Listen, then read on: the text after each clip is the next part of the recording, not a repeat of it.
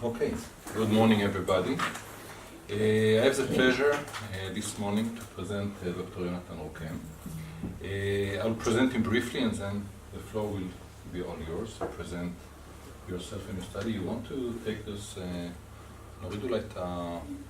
כן? No, there was a consideration for the... לא, שאלה אם יראו את ה... אני חושב שרואים. טוב. כן, כן, תוריד אחד. אוקיי. Anyway, Jonathan received his BA from the Department of Philosophy and Geography at the Hebrew University of Jerusalem. His master he received from London School of Economics and Politics in London in Geography and Environmental Studies. His PhD was obtained in 2014 from Gordon University, Department of Politica and Mimshal, what is the English Politics name? and Government. Politics and Government under the supervision of Professor Chaim Jacobi. During his PhD, he spent 1 year as Erasmus Fellow at Lund University in the southern Sweden, and afterwards he received the prestigious Marie Curie Fellowship for 2 years, and he spent them at the Bartlett School of Architecture, University of College of London, am I right? Yep. Jonathan will present himself, but as much as I know, he's a political and urban geographer, and he's also had have experience in urban planning in Israel and in Britain. Everything that I missed, you'll have the chance to emphasize in your talk, of course. This job talk is a joint one for European Forum and the Department of Geography, and the topic, we'll see if it's still relevant. Yes, urban geopolitics, rethinking planning in European cities. Jonathan, the floor is yours. Okay, thank you very much, Noam, for the kind introduction, and thank you everyone for coming to hear my presentation. And it's always special for me to speak at Hebrew University. As you heard, it's a place where I did my undergraduate degree and have a lot of connections to various parts of the departments and faculty on various scales and levels, as we'll see soon in parts of my presentation. Today I will be talking a bit about various moments in my research from over the last decade, more or less, with a focus on how we can understand European cities. As you can see, not by coincidence, the opening slide is showing you human activity at night across Europe, and you can see that the places that have more light are where the big cities are located. And you can see that generally speaking, Europe is a very urbanized part of the world, and that's in a way where cities started and where cities continue to lead the way, as I will argue throughout the next approximately 45 minutes. So, a little bit about what we're going to be looking at today. We're going to be understanding some of the overarching research trends which I've been looking at throughout the last 10 years. A bit about APANGO, which will be a surprise. I won't tell you what that means. It's not apple juice and mango. About European urban geopolitics, what I mean by that concept and how it's related to my different cases. Contested urbanism, which has been the project I did at the Marie Curie Fellowship at UCL, looking at London, Stockholm, and also what we can learn from Jerusalem. And finally, a little bit about future research plans, Cities Against Nationalism, which is a new project I'm working on, and European Urban Geopolitics, which is the ERC starting grant, which I already was submitted, and will be resubmitted following very positive feedback. So in a way, we're looking at European cities and society, urban geopolitics, and migration and spatial and social justice as an overarching theme for today's lecture and in a way to my research. So overarching research trends, what's been leading me over the last couple of years and even further? Geopolitics. Global nations, regions, and cities focus on Europe and the Middle East. I see that the Hebrew has switched my numbers, but you'll have to excuse that. And I've published recently a paper in Political Geography, which is covering urban geopolitics and trying to rethink what that subdiscipline actually means. Comparative urbanism and planning, comparing cities and planning policies and contrasting political contexts. So we're looking at different cities, different contexts. What can we learn from difference and comparing difference? There was a recent paper in the International Journal of Urban and Regional Research which looked at Jerusalem, but also trying to elaborate that to theory and practice elsewhere. and reframing urban segregation. This is something that my Marie Curie was focusing on. In a way, what we're trying to do here is argue that segregation is not about where people live, it's about where people actually move and interact. And that's very important and most of the time overlooked in many of the research or the studies that have been published on that topic. But before we go to all that, we'll start with Apango. Apango in many ways is a project which I led at the Town and Country Planning Association after finishing my master's degree in London. And this was one of the first European action research projects on community engagement in planning, and in a way had a big influence on my research, on the idea of how you compare different places, and all that started from looking at Northwest Europe. Professor Sir Peter Hall was one of the people involved in the project and also the president of the Town and Country Planning Association. For those who don't know it, it's one of the oldest charities in England dealing with planning. Ebenezer Howard, the Garden City movement started there. They're still working across Europe and across the UK, implementing and influencing planning policy. And the report's recommendation was not only commended by the EU, but also used in different contexts in Northwest Europe to enhance community participation in planning.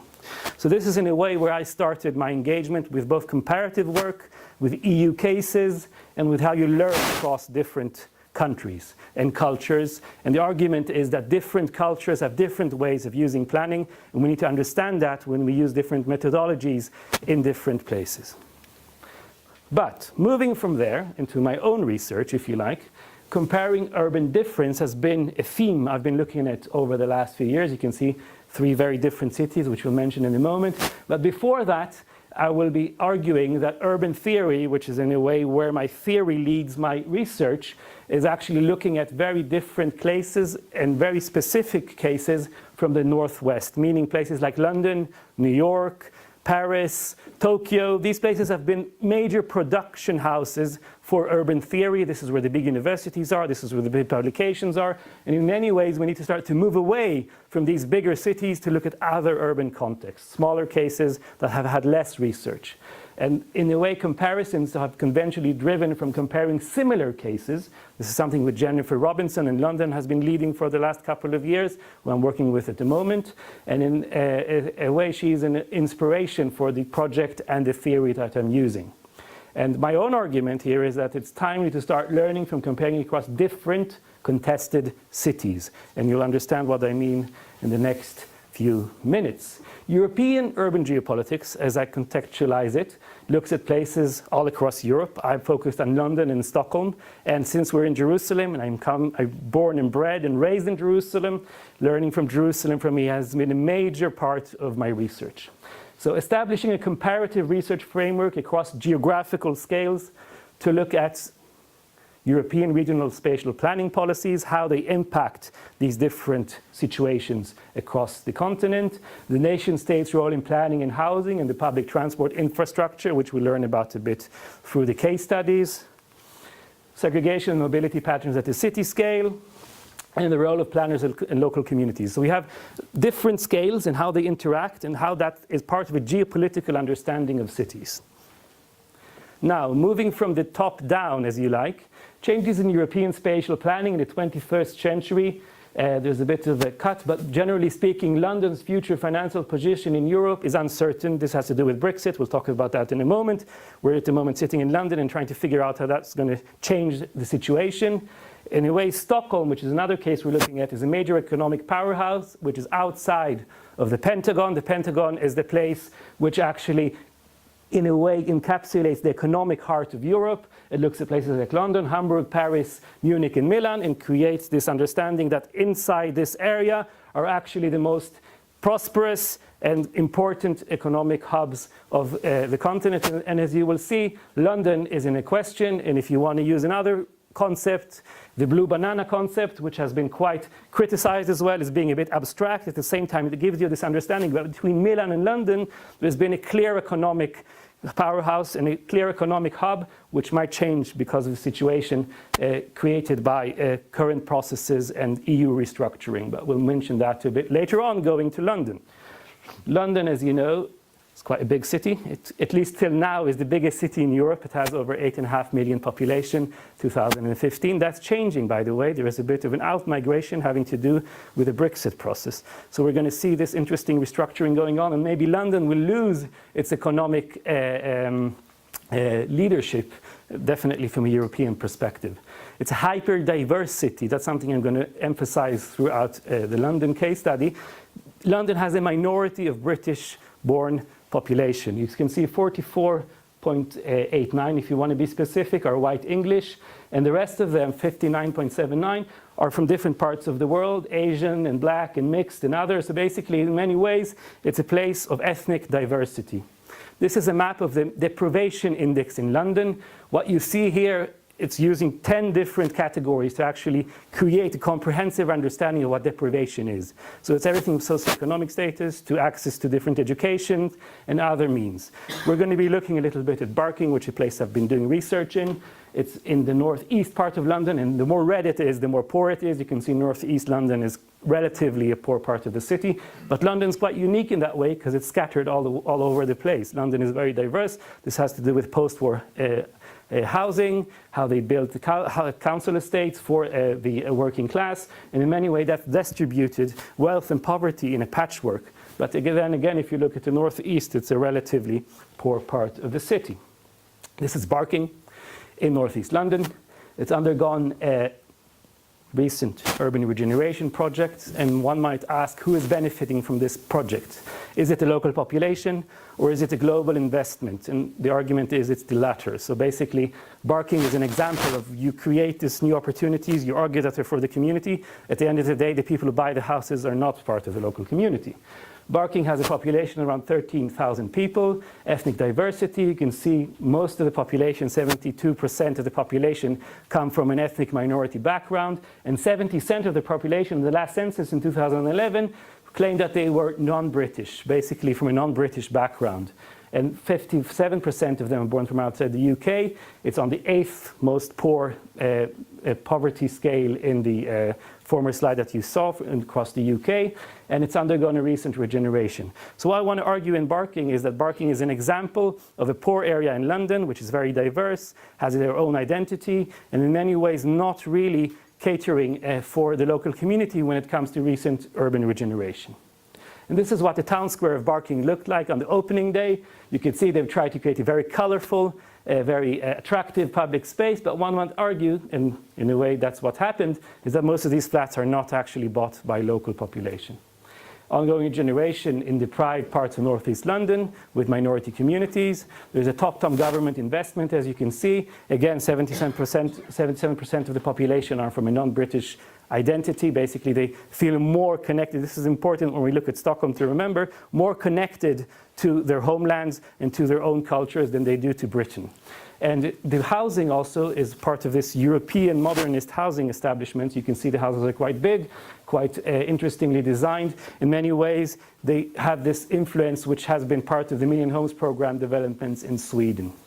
Moving on to Sweden and to Israel, the Contested Urbanism Project, which was my Marie Curie research-funded project, looked at how we can understand ethno-nationalism and how that's a growing characteristic across cities in Europe, with the idea of learning from extreme cases in the Israeli context. You could see there was quite a diverse project team from different countries, and in many ways, looking at Stockholm, this is what you would imagine. Stockholm is known to be a very beautiful, very functional, very successful, very sustainable, very green. It has received all the prizes you can imagine. At the same time, I would argue from a social sustainability perspective, it has a lot to learn and a lot to change. And I'll explain why in a moment. So the local population of Stockholm is just under 1 million, and 31% of it have either both parents born abroad or themselves born abroad, which means they have an immigrant background. The Million Homes Program was built in the 1960s and 70s. 1 million new houses in 10 years, that's something most governments would love to have today. It's quite an achievement when you think of the quantity of housing built over 10 years in the outer parts of the bigger cities in Sweden.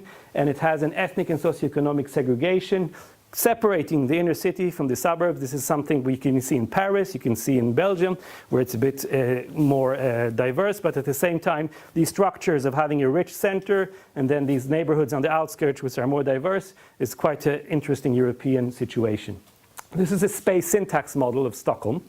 And what you can see in Stockholm is that the center is very integrated and very centralized.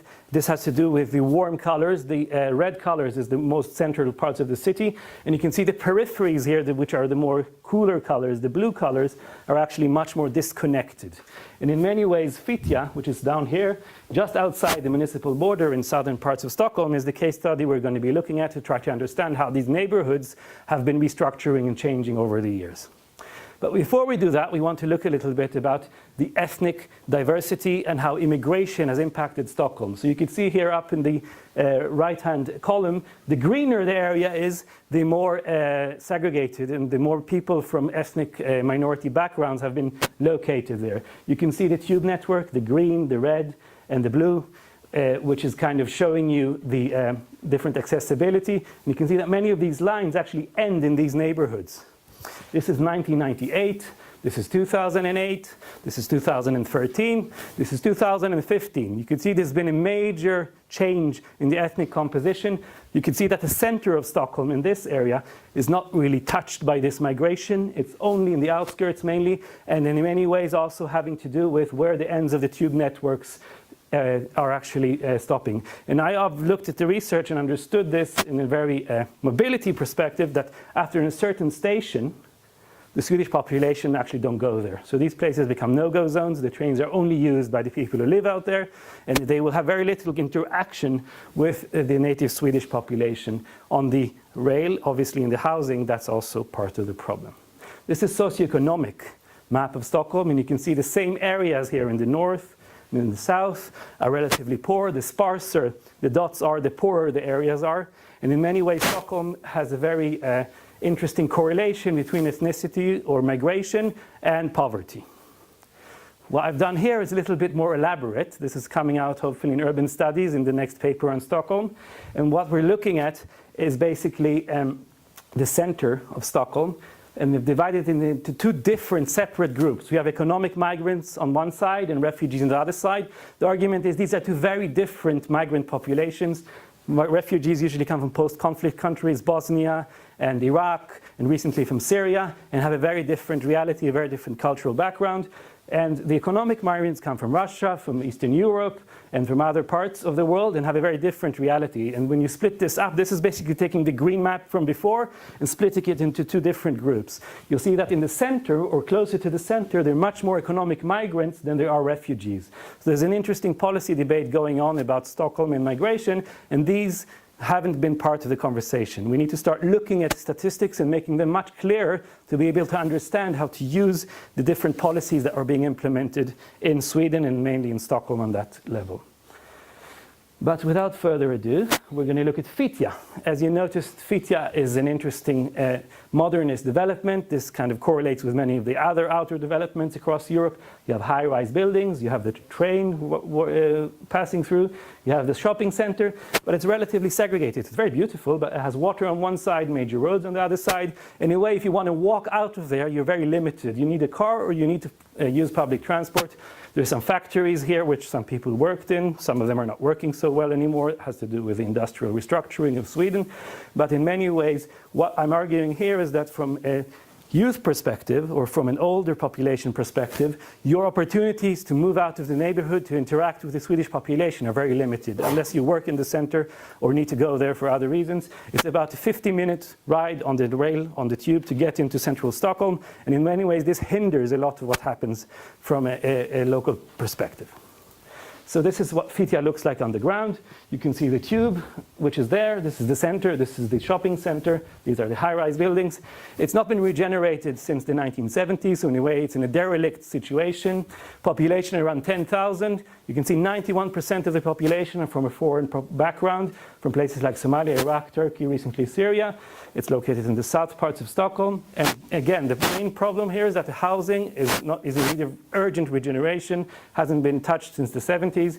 And in a way, the only way of actually changing that is to create a private public partnership where the local population gets dislocated as a result. This place I don't need to tell you a lot about because most of you know it quite well. We're actually looking over it as we speak. But what I'm going to argue about Jerusalem is that we need to learn from Jerusalem's past, present, and future in how we understand cities and practice and theory in the 21st century, and in many ways that the ordinary cities, if you will only use that conceptual framework, and the contested cities have growing similarities. I'm not saying they're the same. You have to keep in mind this is looking at it from a difference perspective, not from a similarity perspective. But in many ways, ethnic, religious, socioeconomic conflicts revolving among others around housing, infrastructure, participation, and identity have a lot to learn from extreme cases like Jerusalem.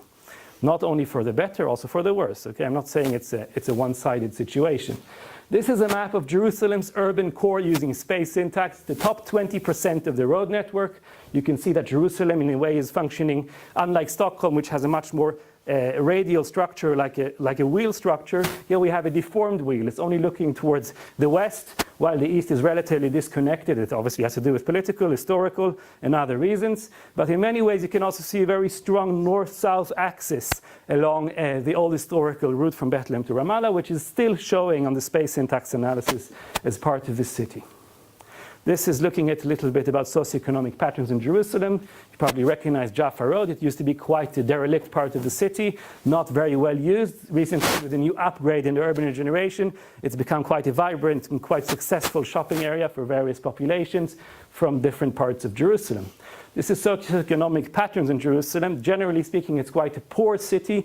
A few neighborhoods around the center and in some parts of the outskirts are richer, but in general, there's a clear correlation between ethnicity or between national background and poverty. Now, that's not completely the case because in Jerusalem you also have the ultra-Orthodox population, which in a way account for some of these poor areas in the western sides of the city. But in many ways, there's a clear situation here which we need to take into account when we look at the city. We won't go into the ultra-Orthodox patterns, but they have been analyzed, and it's clear that Jerusalem is becoming more Orthodox. This is moving on to the bus networks in Jerusalem. What we can see here is on the eastern side, the green Palestinian bus companies are much sparser. On the western side, you could see that the Jerusalem Egged company has a much better cover. Now, this is the argument, until the light rail was opened, the public transport networks were relatively separate, with some use of Palestinians on the west side for different work and commercial reasons. Hardly any use of Israelis, obviously, on the Palestinian side. The red areas are actually routes where both companies operate, but they don't have the same stations. And this is in a way showing you the model of what Jerusalem looked like until the light rail opened, which has changed, I argue, in many ways what's happening around these central areas of Jerusalem. This is a space syntax walking segment analysis of access to the light rail stations in Jerusalem. You can see we divided it first into total Arab Palestinian and total Jewish, and then we've broken that down into different Jewish ultra-Orthodox groups. And what we're trying to show here is that for many reasons, there is still relatively good access to all the populations to this network. Obviously, if they use it or not depends on politics, depends on personal need. But in many ways, the red line has changed the accessibility. This is looking at it at 1,250 meter walking distance, which is more or less the comfort zone for walking. And in many ways, what we can see here is that if you're coming from the eastern side or from the western side, the central parts of Jerusalem are relatively accessible. And this is looking at 2,000 meters, which is the upper scale in transport studies. In Jerusalem, it's not very likely to walk that far, and that mainly has to do with the hilly topography, which space syntax doesn't actually take account of. So we need to think about these factors when we understand these models. And the rush hour, and we've argued and looked and done some observation here and understood that this is one of the only spaces in Jerusalem with all these three different populations, ultra-Orthodox, Palestinians, and secular Jews, have co-presence and interaction, and in many ways do things that they would never do otherwise. Contact, both physical, but also from a spatial perspective. Being in one space that's so limited and so condensed can lead to both positive and negative interactions. Okay, so it's not a one-sided condition. And I'm not going to go into this in much detail, but this is a new project I've been working on with Dani Midovnik from the department here of political science at the Hebrew University. And this is the spatial logic of urban intergroup conflict. What we've done here is we've mapped the terror attacks or the Palestinian violence when how that happened over 2014 to 2016 and divided it into individual violence and group violence. What we're understanding here is that the light rail and the old city are in a way a major contact point for violence and not only for positive or more kind of mundane daily interactions. There's more to say about this. This is currently under review in political geography, but out of lack of time, I will leave you with this for now.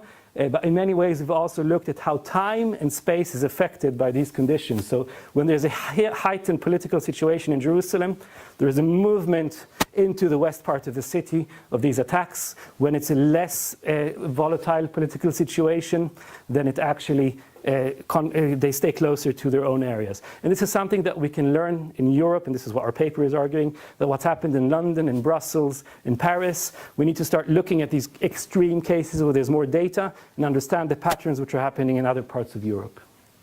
And just to summarize a little bit before we move to the next project, Jerusalem, despite an active ethno-national conflict, urban mobilities and transport have a major impact. The light rail will be our case study here. And it creates both positive and negative interaction between opposing ethno-national groups. In Stockholm, as you saw, there's a continued separated public transport system where the external neighborhoods and the internal areas are less connected because there's less co-presence going on there. And in a way, what we're trying to argue is that the Jerusalem network is creating integration, the Stockholm network is creating separation. We need to start learning how to create more integration in places like Stockholm, Paris, and so on. Some books which have been recently published and in process of being published. On the right-hand side, you have Urban Geopolitics, which just launched in London.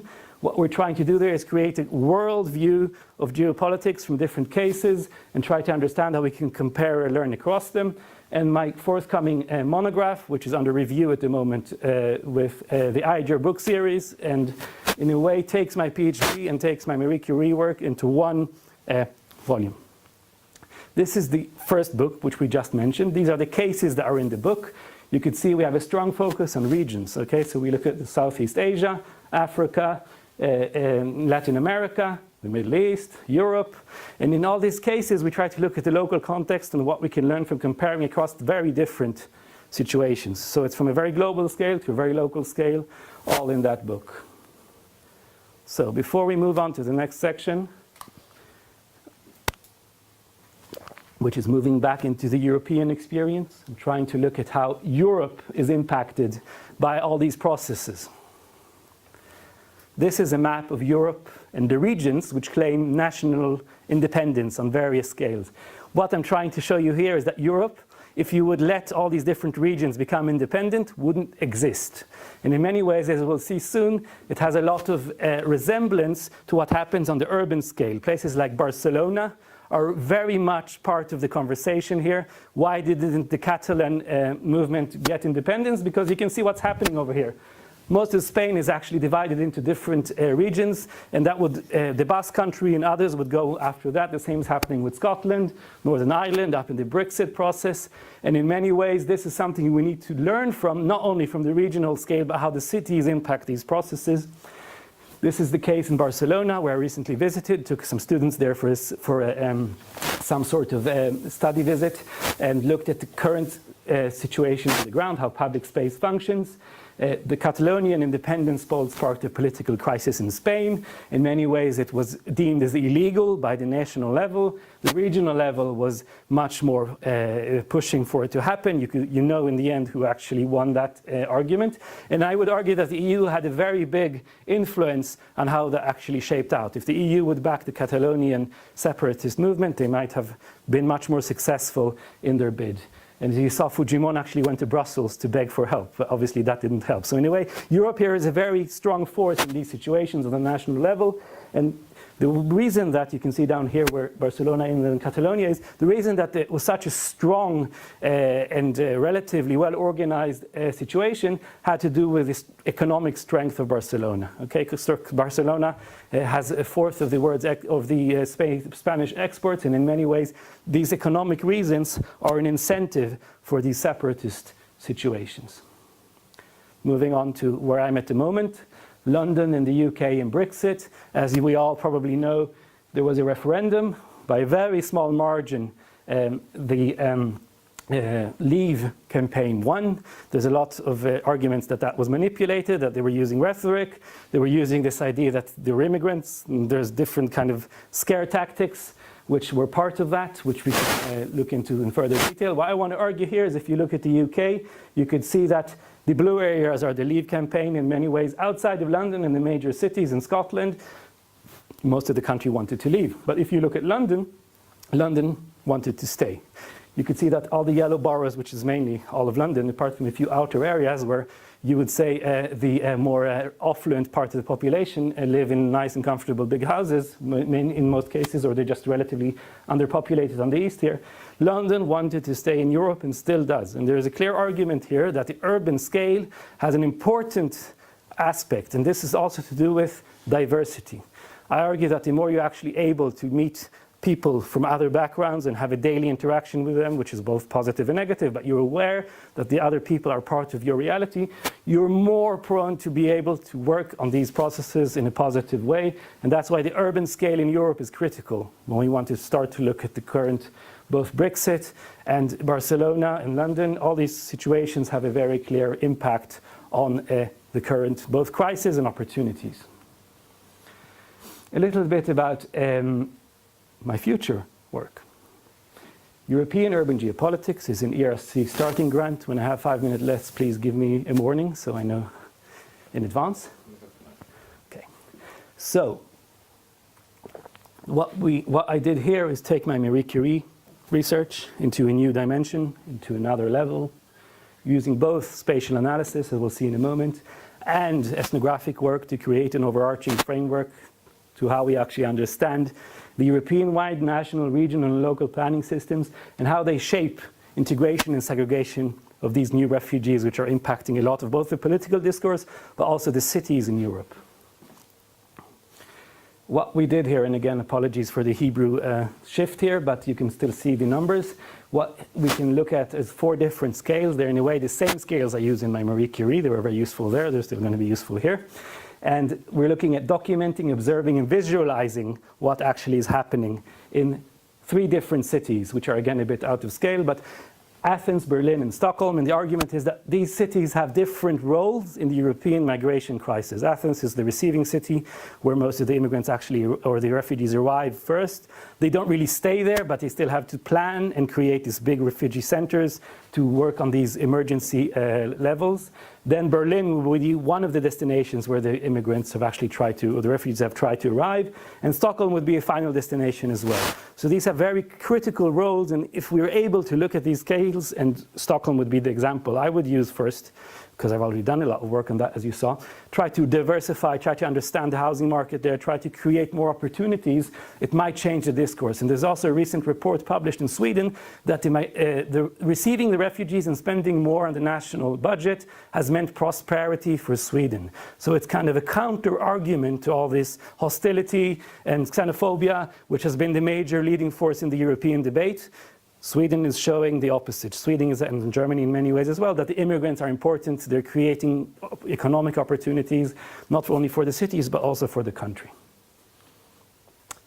A little bit about European collaboration. I have different contacts in all these different European cities, from Oslo to Stockholm, to Berlin, to Athens, to Rome, to Lisbon, and obviously to London. Sitting here at the European Forum would be strategically an interesting place, not only because of my contacts, but also because of the way the structure is actually implemented and the European project can be operationalized across these different parts of Europe. And a little bit about my future contribution to what could be done here at the European Forum. So reinforcing existing departmental research and teaching in European cities, in European urban and regional spatial planning, developing interdisciplinary research in Europe. As you saw, this is my ERC, this is Cities Against Nationalism. There's a lot of different connections that you can make across these different scales. And leading new research projects and knowledge exchanges with external and internal academic partners and policymakers, and bringing a new this is my overarching research, not only specific, but bringing a new geopolitical theoretical perspective to urban studies and planning, suggesting a comparative, relational understanding of the nature of cities. And this is where we end.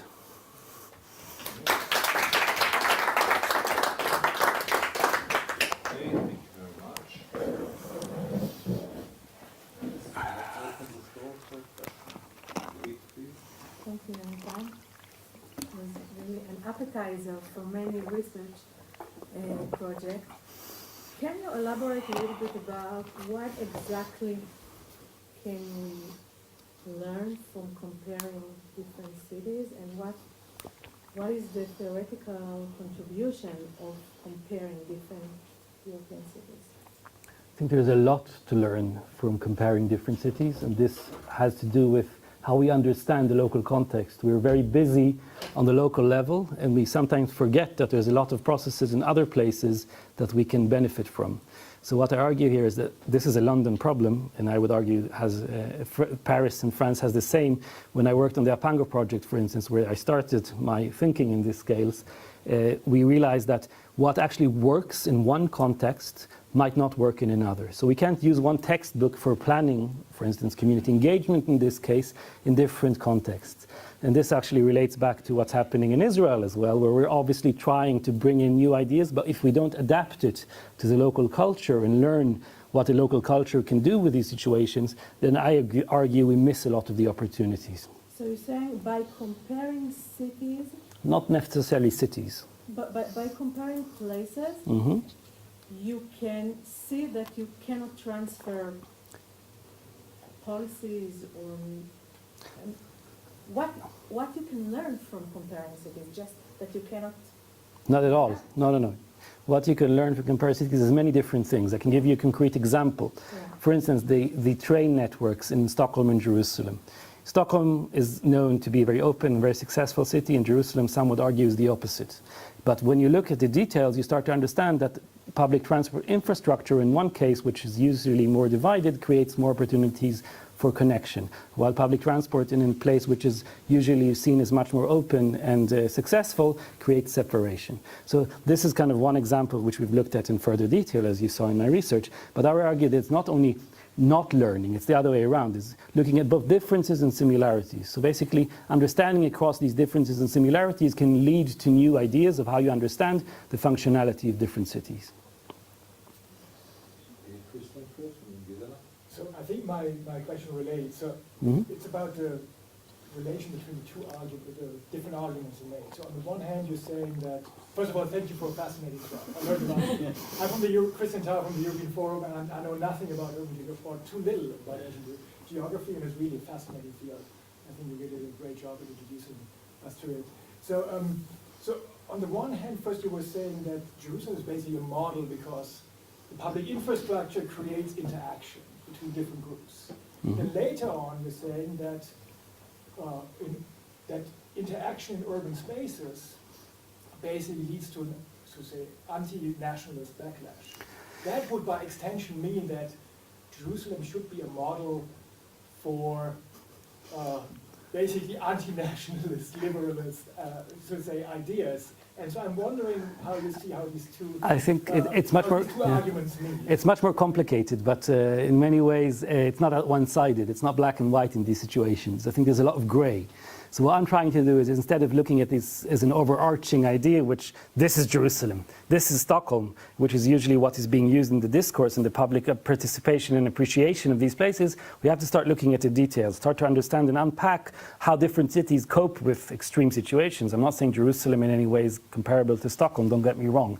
What I'm trying to say is that we can learn a lot across these different urban realities, And on the public transport infrastructure, and it has to do with the history of the city, the way that the neighborhoods are located, different, I worked for the planning firm who was actually doing part of the Red Line a few years back, and there was no other option to actually locate some of these stations because of the topography, because of the way the city is actually structured, so they were actually forced to put some of these stations in places that they might not choose to. So some of these things are coincidences and are forced by external situations, but what I'm trying to say is that Sweden, which politically could do a lot of interesting interventions, and now we're advising the Stockholm County Council on that, looking at where they're going to place the extensions of the new tube networks. I didn't go into that out of lack of time, but that's a project which has come out of the Marie Curie research. We actually look at where they place the new stations at the end of the lines, basically after these immigrant areas, after the Million Home Program areas. And it's very critical. If you place this station in an area which is completely immigrant again, you will lose this option for some sort of diversification of the tube and the use of it by the Swedish populations. What we're trying to say is don't only look at socioeconomic factors, which is what the Swedish planners are doing, look at ethnicity, which in Sweden is not something that they're using at the moment. So we're trying to say if you don't do that, you're missing a lot of opportunities to actually be able to integrate the public transport system, which we argue is a good thing. You could argue against it. I'm not saying it's a one-sided story, but we're trying to create these, from the inspiration in this case coming from the Jerusalem case, looking at how the European cities can actually, oh, this is a good lighting. So basically how it's actually impacting what we can do in places like Paris, in places like London, and in other places as well, where some of the areas are getting these extensions, but not looking at these questions. Yeah, thank you very much for your presentation, which I also thought was very interesting. I feel like a bit you're describing the myth, in fact, cosmopolitan, global, multi-ethnic cities with lots of fluidity. On the other hand, also coming from transnational studies, especially big cities, are these kind of things. In fact, are you saying this is only really a phenomenon of the elites, where you have these global citizens not belonging to anything, but they're made a big town? Because these maps are really impressive there to see that, but there's also fluidity. I mean, the fact that there's no transportation doesn't mean that, I mean, everyone remains confined in its own neighborhoods. Completely agree. I think that in many situations, the fluidity is the part I get less, because I want to focus on the side which is less fluid. Look at the goes, I look how that impacts the city structure. The other side of the story is that the center of Stockholm, or the center of London, is very fluid, is very mobile, but that caters for a certain part of the population, while the people who are getting located in these outer areas are much less part of that process. They could be, but the way they've been policy related to from the government level, from the local level, in many cases, creates these marginalization processes which don't actually allow them to be part of this more fluid picture. So yes, there is a fluid picture, but in a way, I'm looking at the other side of the story. We're looking also at the relationship between the geopolitics, particularly immigration, and the local politics. I mean, if we look in Israel, we look in Tel Aviv, for example, which is a different politics in Jerusalem. Yes. Somewhat very different local politics. And you see it also in the relationship to where they have refugees in Israel. Not talking about Palestine, but talk about the trains and so on, and relating that maybe to London or so on. Yeah, that's something that's been suggested. I've heard that idea, and it's a good idea. But I think what I'm trying to do is, the Tel Aviv case is much more global. It's much more resembling what you could see in places like London. But in a way, I think going to Jerusalem and to the more extreme reality can give us more sharp understandings of how different infrastructures actually contradict each other, react with different populations, and create both opportunities and, as you saw, urban violence, which is obviously another side of the story. So I'm not saying Jerusalem is only a place to learn from for positive reasons. It's also a very complicated place, which we need to look at across these different dimensions. The Tel Aviv case is more, it has the kind of logical expansion models. Aryeh Shachar was one of the leaders on this, looking at how Tel Aviv expands into different parts of Israel and how it creates the economic hub. So in many ways, that's definitely interesting. But I think because I'm dealing with these extreme areas in European cities, I think the international more than maybe the kind of racial configuration of African refugees, which is more what we're seeing in the Tel Aviv situation. There are differences and similarities here. You could use that as a model. I haven't yet. Maybe in the future. I was thinking about mayoral, elections to the mayor, to the local councils. In Tel Aviv. In Tel Aviv, in Jerusalem, in Stockholm. That's kind of looking at first-tier cities, second-tier cities, and those kind of indications for actually local politics, if they're reflected or reflecting the geopolitics that you're talking about. Definitely, it definitely does, and I mean that's something to look at. I agree, it could be an interesting project. I haven't focused on the kind of mayors and looking at these kind of different kind of groups and how they impact who gets elected and who doesn't, but that's something that we could definitely do, and I think in Europe it has a big impact because a lot of the mayors who are currently in power might lose that in the future because of these demographic changes. In Stockholm, for instance, some of the local regions, you saw Fittja, for instance, are now having immigrants moving into the politics, and that's creating a new negotiation process, which hasn't been there before. But I haven't seen in Tel Aviv that that's really happened yet. No, but in London, you see it. Yes, London is because it's such a multicultural city. I think that's the reason that you could actually have a mayor. And in many ways, this is interesting. Sadiq Khan's getting more media attention than Theresa May. He was now in Pakistan, and he's in a way the new face of the UK. And that just shows you the impact and the strength of London in these bigger global conversations. So yes, there is. Does London be outside Brexit? That's true. Okay, time. I would like to follow what Galit started about the theoretical contribution of your work, and Christian also mentioned it. Can you elaborate about what is so unique about taking a comparative perspective? Because comparative perspective is not new. It's not often used. So are you the first one to implement it around urban and geopolitics? In the case, and I assume that is not the case. So can you differentiate in what way you are different than other studies that takes a similar approach? Definitely. I think my approach is trying to diversify the comparative model. So from being a model which has been used and still is used in a very specific context, if it's a regional context, if it's a national context, what I'm trying to do is to move us away from that framework. This is my new book, the edited volume, trying to look at very different parts of the world and how they function and argue that we can learn from these very specific cases a lot of differences and similarities from other cases. So basically, yes, I'm opening it up. That's not new. Jennifer Robinson did it before me, but I'm using it in a much more local context. She did the theory. She's been always looking at the bigger picture, but she hasn't actually contextualized. So what I'm trying to argue is if you take very specific data and look at a very specific case, you can start to learn a lot about it for cases that you wouldn't imagine would be comparative to earlier. Stockholm and Jerusalem. I mean, that would be something that most people wouldn't compare. And I'm trying to show that these can be compared, not because they're the same, but because there's a lot we can use. And I give the example of public transport here. And the location of new stations in European cities, Stockholm would be the example I'm focusing on, is very important. And this comes out from a research project. It's not something that was done before. And I would argue in a way that's a unique contribution to both the theory and the literature, and being published at the moment in leading journals. So in a way, that's where I'm placing myself in the argument.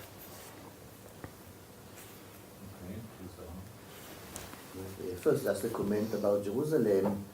Maybe if you will take into account the second and third line of the light rail, some conclusions may slightly change. We speak about Jerusalem, more than 100,000 of its inhabitants are actually behind the wall. So the first line was a product of, let's say, planning 20 years ago. And so I don't know. Again, I'm thinking about this comparative framework, which I'm trying in my career to do as well. And of course, you look at framing, you look at sort of the broad explanatory framework. There has been a lot of research done that referred to different types of welfare states, of politics at various levels. And here Britain and Sweden present sharp contrast, both on the north, but sharp contrast. And Israel is maybe more, I'm not sure, South, maybe Eastern European example with its unique geopolitics. You won't find it's only Jerusalem. So I wonder if it's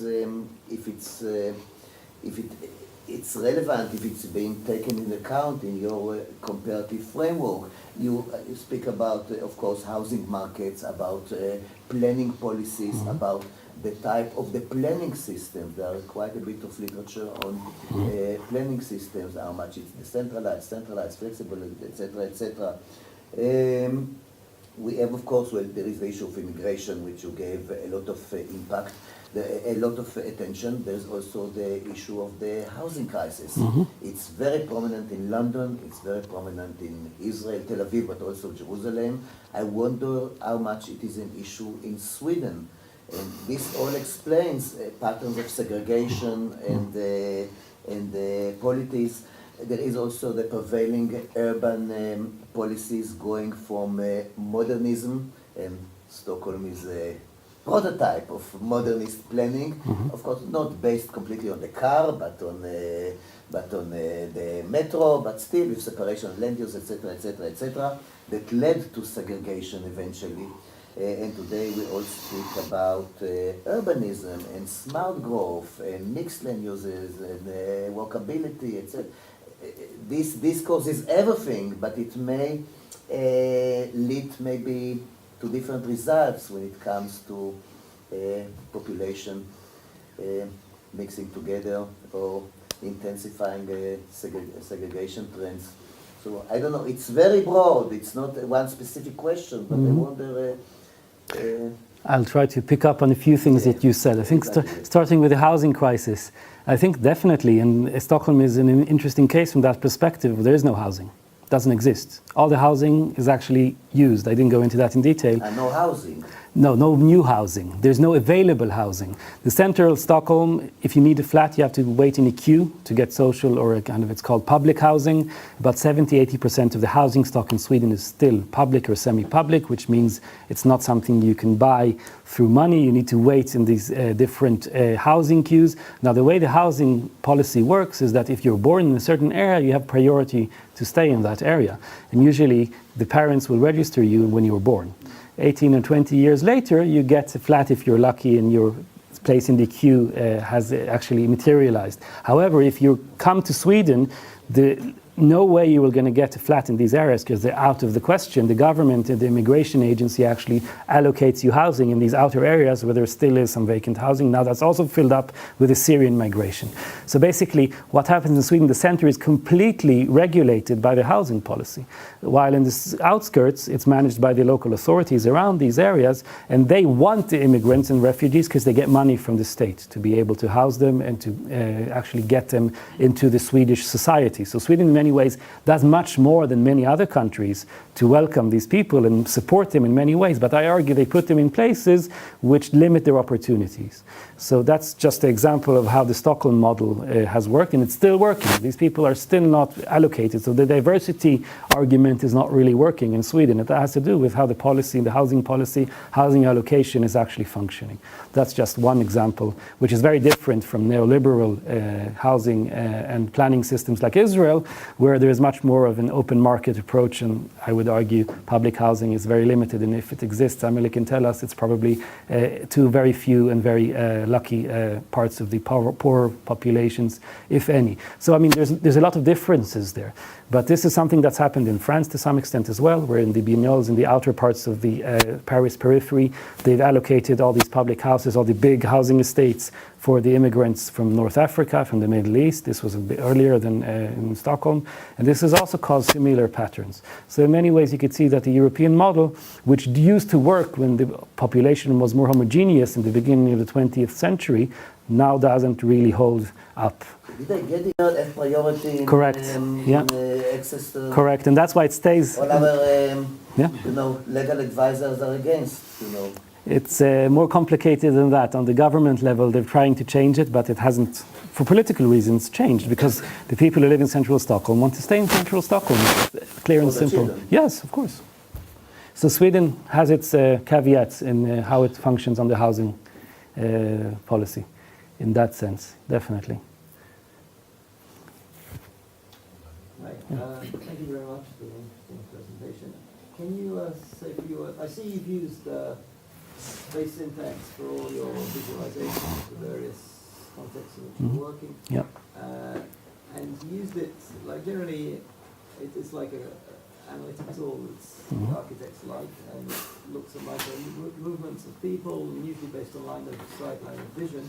And it used it for like macro things, like looking at accessibility of transportation networks. Can you just elaborate a few words on that? Yeah, definitely. My Marie Curie fellowship was based at the Space Syntax Laboratory at the Bartlett School of Architecture, which are the founding institution for this method. Bill Hillier still arrives there once in a while. He's in his late 70s now, but he's the one who wrote The Social Logic of Space, which is the founding book in that discipline. And in many ways, this is used, as you just mentioned, by architects and by planners to try to determine different patterns that can be looked at. And what we did in our project is we tried to use that to explain different processes. So we didn't actually look at future scenarios, which we can do if we, for instance, go back to Iran and just give that as an example. We could use the new network in Jerusalem, the green and the blue lines, and look at how that functions across the city as a future scenario. Just to understand that all these models require a lot of time and a lot of work to actually be able to create the results. So many of these space syntax analysis, I've had research assistants sit for hours and hours to create a model. So it's not a simple methodology when you want to create these overarching frameworks, because there's a lot of work you need to do in actually creating the map of space syntax. But at the same time, space syntax, from my perspective, is another tool to give examples of how different cities function. So it's not my main tool. In the Space Syntax Lab, many of the people there use that as their only way.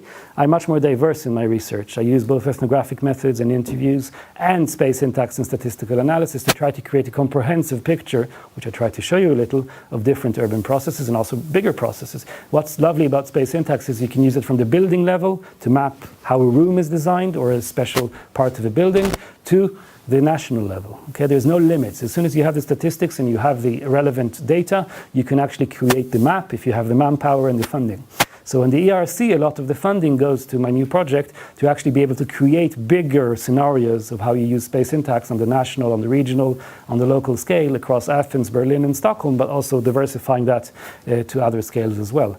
It has been done. CASA, the Institute of Spatial Analysis, Michael Beatty, which I think some of you know, has done a lot of the big data work. We're doing it from another direction. We're working on it from the bottom up rather than from the top down, not using all the big algorithms, but using a very specific tool to create visualizations, which we're trying to use to, both in research and in practice, influence policy. So in the Stockholm situation, we're actually looking at the stations at the outskirts and showing them, if you put the station here, these many people from these backgrounds are actually able to walk to the station. If you put it 500 meters to the left, you're missing this whole area, which will have a lot of benefit from it just because you haven't looked at that as part of your analysis. So that's just to give you an example of how we're using space syntax, both in practice but also in research. Any more questions? Emily.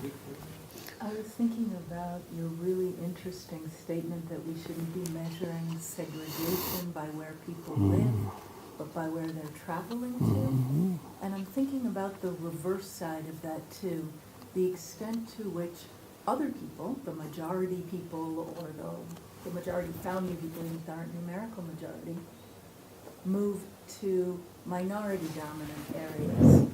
So I'm wondering if you've seen examples of that, if that's an issue that's that you've come across. I'm looking in my head at the way that in Medellin, for instance, in Colombia, they specifically used public institutions linked to transport in order to bring middle-income people into poor areas. So they saw breaking segregation as a combination of mobility that not only took poor people into richer areas, but took middle-income people into poorer areas. And when I look at that fascinating map that you showed us of the Jerusalem bus systems, is that your work? Yeah, that's our work. Yeah, That's amazing. yeah, it's a student. It shows a very different picture of integration, a very segregated picture than what we see when we look at the light rail. The bus system is fascinating. What would it mean to think about integration of bringing different populations to the other side? Do you mean gentrification? No. I don't necessarily mean gentrification. Okay. Again, back to the Medellin example, so they built libraries, gyms, okay. operas, museums I understand. over on the other side. Whereas here, you can say a sentence that nobody even remarks against, and of course, no Israelis take the Palestinian bus lines. Well, no Israelis take the Palestinian bus lines. Isn't that rather remarkable that there's a whole set of...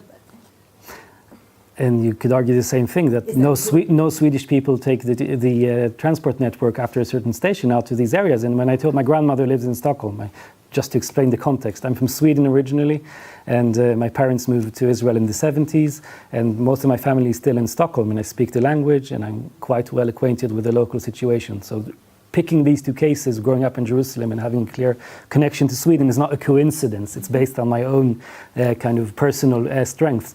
But at the same time, what you're saying is very true, that in the Madi'in, which actually there's a chapter in the book which is talking about specifically these questions, which is written by Catalina Ortiz from the DPU, where they're actually looking at this model and saying, yes, it's creating all these opportunities, but at the end of the day, the people who are in poverty are still in poverty. So they're arguing against it. They're saying the Medellin model has made a lot of influence on the current debate. At the same time, when you look at what actually happens, it's not really as positive.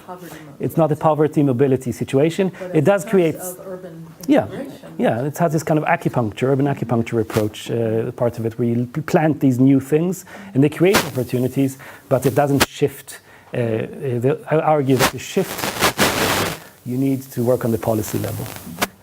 Making nice libraries is great. Belfast will be one other example I've looked at, haven't mentioned today, where there is a very interesting overarching agreement, which is now shaken because of Brexit. But on the local level, when you go there, you see all these interesting interventions, but people still live separated. There's still peace walls, which are basically walls separating communities. And there's very little actual impact on the poorer parts of the city. The more affluent parts of the city are doing much better, by the way. But that also has to do with level of education, with level of how they actually perceive each other. So there is an interesting situation where you solve something on one level, but then on the other level, it doesn't actually shape out as well. That's why the scales are so important. If we only look at one scale, we can miss a lot of the opportunities on other, or either lower or further up the scale ladder, if you like. So that's why my research always does that as part of the analysis. Because in Medellin, for instance, that would be a great example. If you go and talk to the people who were part of this in the poor parts, I wonder what they would say. Haven't been there yet, but would be interesting to hear. But did that one, so. Yeah, DPU has been working on those. Development Planning Unit, for those who don't know, Development Planning Unit is a unit in the Bartlett which looks at mainly Latin America and Southeast Asia, working with local communities. If there's no questions, I have a comment and a question just about Emily, the public transportation in Jerusalem. We also have to remember that cabs are part of public transportation, and here we do have a mix.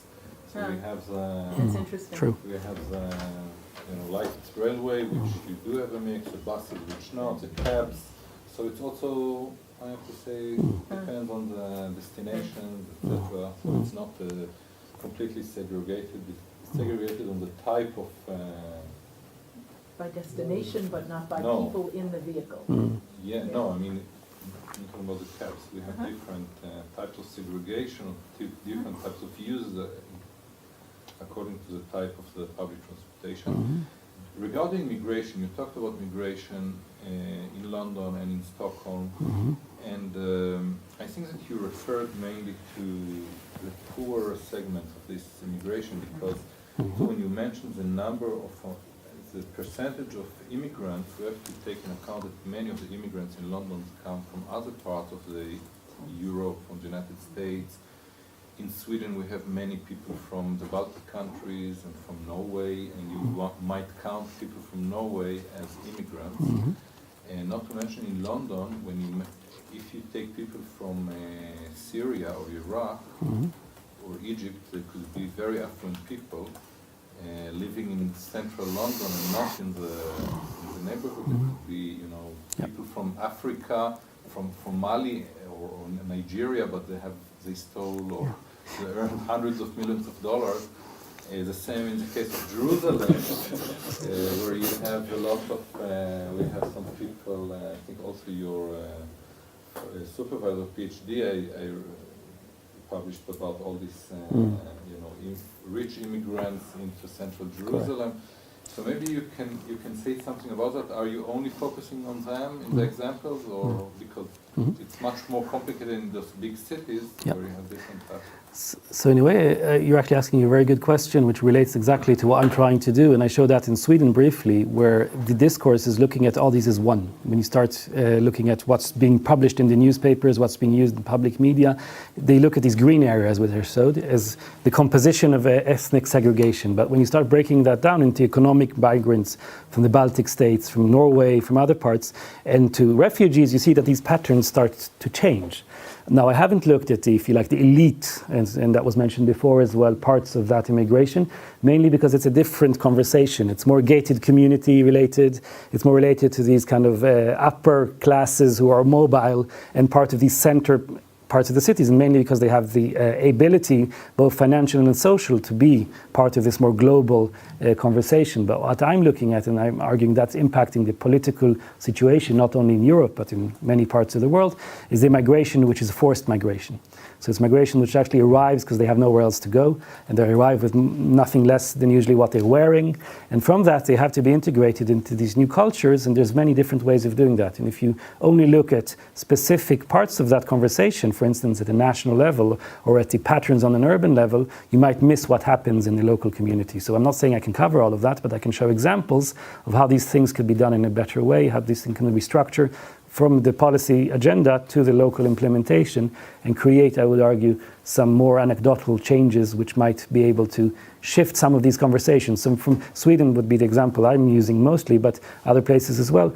This has been seen as a major threat. Okay, the nation state is going to be completely dismantled. There won't be any. The democracy is in danger. That's been used for Brexit. That's been used for other reasons to stop migration. So I'm saying, wait a minute. This might be a very different conversation if we start to understand the processes from the other direction. For instance, in Sweden, there is a lot of conversations now that it's actually benefiting the economy, and that these people, many of them, are integrating into the system. Not all of them. There's always the extremes, but we need to shift. That's part of my political agenda. Shift the conversation. Okay? Not only in Europe, but mainly in Europe, to how we look at these questions. Yeah, it's something that if you take, for example, your categories, and you have seen that there are areas where people are living with one parent who used to be a migrant, and then this one parent, let's say, is from Norwegia, and all the rest are Swedes. I wonder how much you can consider this neighborhood then as a migration or immigrant neighborhood. Yeah, we look at patterns on the urban scale. So you're right. I mean, some of these will have these situations, and we're not saying that we're looking at all of them. But when you start looking at patterns and you look at the places which have most of these immigrants, over 90%, 100%, that means they go to schools which are completely immigrant. They have a very specific reality, and that's the places that we need to change. If it's a more diverse part of the city, maybe these places, like Emily mentioned in Medellin, could move. You could move more people in. For instance, privatization sometimes has its benefits, that stronger populations move into the neighborhood. It depends on how you think of these questions. And my research is not saying one side of it is wrong or right. I'm just trying to create a better picture of what actually is happening, to understand the processes from very many different scales, and as a result of that, not only impact policy, but also looking at the theory of comparison and how we can globalize it. So yeah, that's in a nutshell what I'm doing, and obviously Europe would be one of the cases that would be changing a lot and have a lot of relevance through the cases that I'm using, to be able to make that argument more convincing and try to create these not only research perspectives, but also political perspectives, if you like. Okay, any further questions? Okay, if no, thank you very much for your... Thank you all for your very good questions.